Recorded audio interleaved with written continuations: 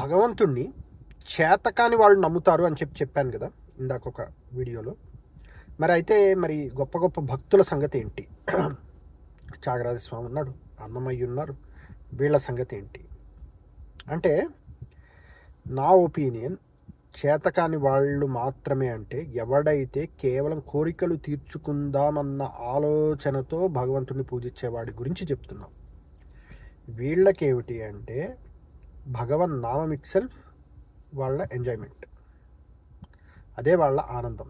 ఈ భక్తులకి, గొప్ప గొప్ప భక్తులకి, త్యాగరాజ స్వామి అవ్వచ్చు, అన్నమయ్య అవ్వచ్చు, రామదాస్ గారు అవ్వచ్చు, వీళ్ళందరికీ భగవన్ నామమే సుఖము, ఆనందం. సో వాళ్ళ సుఖాన్ని, ఆనందాన్ని తీర్చుకుంటున్నారు. వాళ్ళేం చేతకాని వాళ్ళు కారు. ఎవడైతే నాకు ఇల్లు కావాలి, కారు కావాలి, పెళ్ళి కావాలి, ధనం కలిసి రావాలి అని చెప్పిన కోరికలతో చేస్తుంటాడే వాడు చేతకానివాడు. ఆ కోరికలతో భగవంతుని ప్రార్థిస్తున్నవాడే చేతకానివాడు అని నా ఉద్దేశం.